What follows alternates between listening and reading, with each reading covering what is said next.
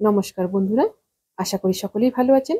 Simple stitching with নিরু চ্যানেলের আরেকটি নতুন ভিডিওতে স্বাগত জানাই। আজকে আমি আপনাদের সঙ্গে শেয়ার করব একটি 32 সাইজের ব্রা কাট ব্লাউজের কাটিং। ব্লাউজটি কাটিং করার জন্য সবার প্রথম কিন্তু আমি কাপড়টিকে লম্বা করে দুভাঁজ করে নেব। প্রথমে আমি লাইনিংটি কেটে নেব মাপে মাপে এবং পরে লাইনিংটি বসিয়ে বসিয়ে মেন ফেব্রিকটা কিন্তু কাটিং করে নেব। দেখুন সুন্দর করে কাপড়টিকে কিন্তু লম্বা করে ভাঁজ করে বসিয়ে নিয়েছি। বন্ধ দিকটা আমার নিজের দিকে রয়েছে, খোলা দিকটা কিন্তু আমার অপর সাইডে রয়েছে। সবার প্রথম নিয়ে নিচ্ছি লম্বার মাপটা। লম্বাটা নিয়ে নিলাম 14 ইঞ্চি। ব্লাউজটি আমার 13 ইঞ্চিতে কমপ্লিট হবে, 1 ইঞ্চি চলে যাবে সেলাই মার্জিনে। এবার এ পাশ থেকে নিয়ে নিব শোল্ডারের মাপটা। শোল্ডার নিয়ে নিব 5.5 ইঞ্চিতে। 5.5 ইঞ্চিতে একটা এইভাবে লাইন টেনে নেব।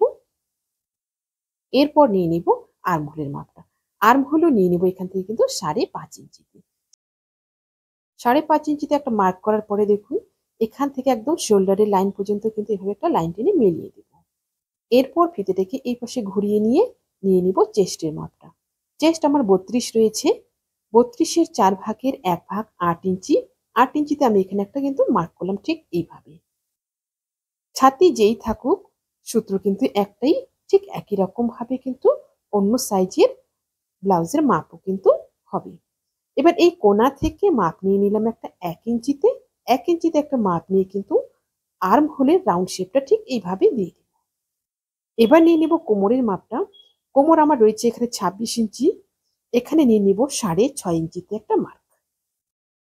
1 ইঞ্চি নিয়ে নিব টেকিনের জন্য।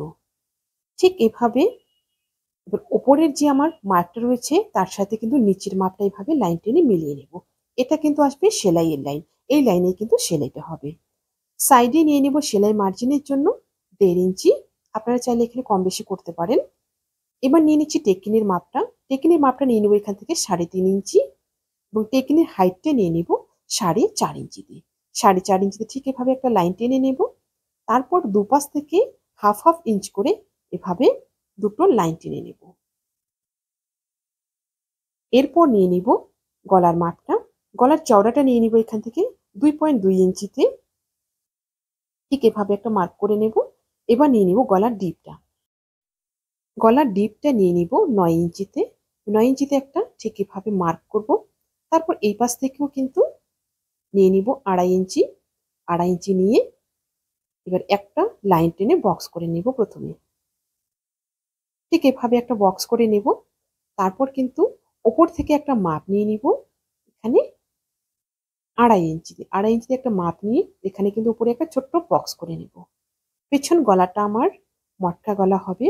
ঠিক এখান থেকে কিন্তু একটা রাউন্ড শেপ দেব। প্রথমে একটা রাউন্ড শেপ দিয়ে দিলাম। এবার দেখুন এই কোণা থেকে কিন্তু একটা মাপ নিয়ে নেব ঠিক এইভাবে একটা পান শেপের। পান শেপ ঠিক এভাবে একটা আমি এই কোণা পর্যন্ত কিন্তু মিলিয়ে দেব। গলাটা ঠিক পেছনের আমার এইরকম হবে। পেছন পার্টটা কিন্তু আমার ড্রয়িং কমপ্লিট হয়ে গেল। পেছন পার্টটা এবার কাটিং করে নেব। আমার চ্যানেলে যদি নতুন হয়ে থাকেন প্লিজ চ্যানেলটি সাবস্ক্রাইব করে দিয়ে পাশে থাকা বেল আইকনটি প্রেস করে দিন, যাতে আমি নতুন ভিডিও আপলোড করার সাথে সাথে আপনার কাছে নোটিফিকেশন পৌঁছে যায়। যারা ফেসবুক পেজ থেকে দেখছেন পেজটি ফলো করে আমার সাথে থাকুন। পেছন পার্টটা ঠিক এভাবে মার্ক অনুযায়ী আমি কাটিং করে নিলাম। এবার পেছন পার্টটা বসিয়ে আমি সামনের পার্টটা কাটিং করব। পেছন পার্টটা বসিয়ে সামনের পার্টটা যখন কাটিং করব শুধু লম্বাইয়ে এভাবে 1.5 ইঞ্চি কিন্তু কম নেব। আর বাকি যা আছে সব কিন্তু সমান থাকবে। শুধুমাত্র লম্বাইয়ে 1.5 ইঞ্চি কম নেব। লম্বাইয়ে এভাবে 1.5 ইঞ্চি আমি ভাঁজ করে রেখেছি। লম্বাইয়ে 1.5 ইঞ্চি এভাবে ভাঁজ করে রেখে বাকি যা রয়েছে সেম শোল্ডার, আর্মহোল এবং সাইডটা যা রয়েছে একই রকম ভাবে কিন্তু কাটিং করে নেব। সামনের পার্ট থেকে কিন্তু আমার এস পার্টটা বের হবে এবং বাটির উপরের অংশটা বের হবে, আর নিচের অংশটা বাটির আর এলটা এই দুটো আমাকে আলাদা করে কাপড় কেটে নিতে হবে। সামনের পার্টটা কাটিং হয়ে গেল। এবার সামনের পার্ট সরিয়ে নিয়ে পেছন পার্টের গলাটা কাটিং করব। পেছন পার্টের গলাটা কিন্তু আগেই কাটিং করব না, সামনের পার্টটা কাটিং করে নেওয়ার পর তারপর কিন্তু গলাটা কাটিং করব। ঠিক এইভাবে মার্ক অনুযায়ী আমি পেছন পার্টের গলাটা কাটিং করে নিচ্ছি।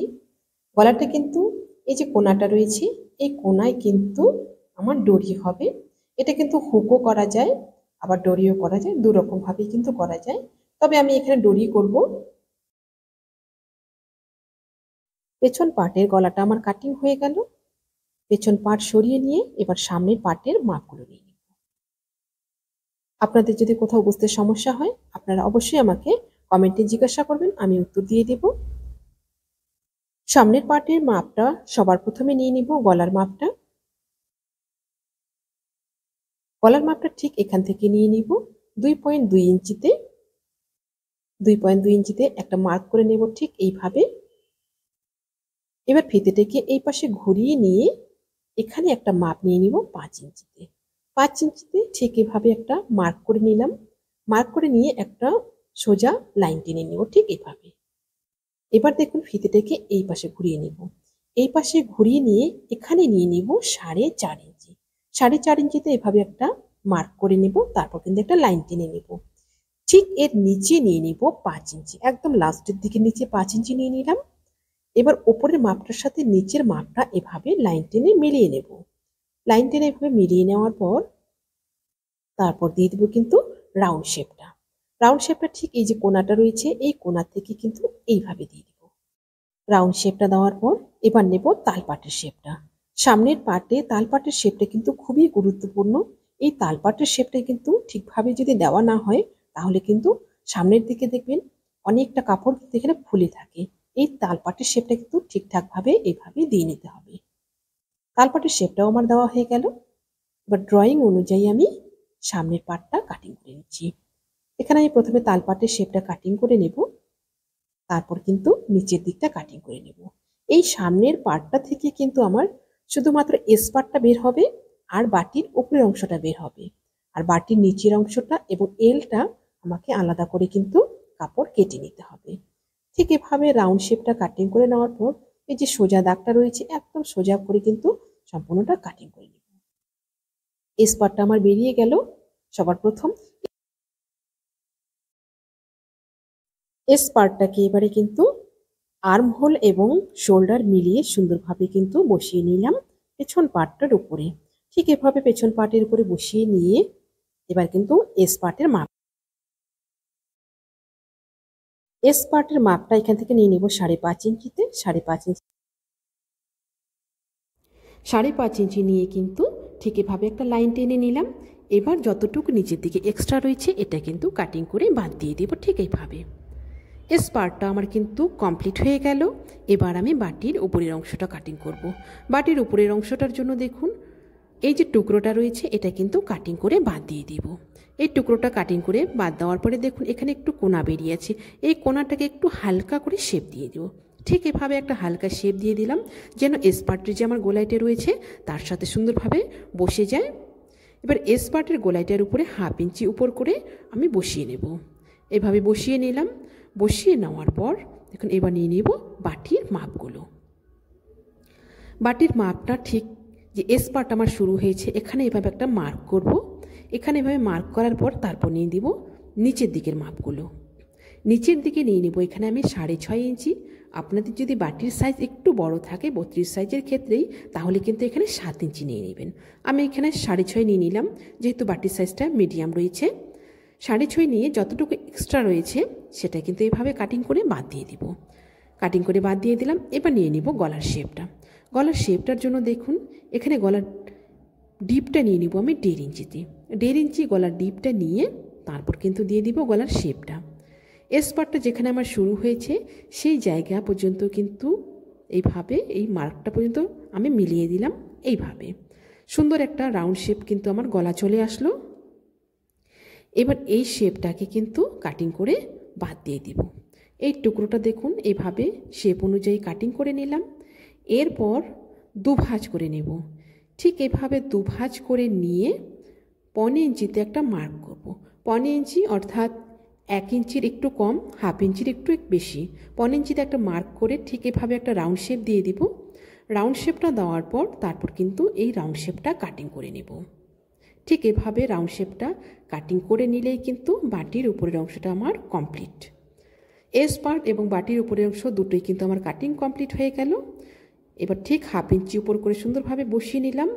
সুন্দর কিন্তু একটা আমার গলার রাউন্ড শেপটা কিন্তু চলে এসছে। ঠিক এইভাবে আমার গলাটা কিন্তু তৈরি হবে সামনের দিকের।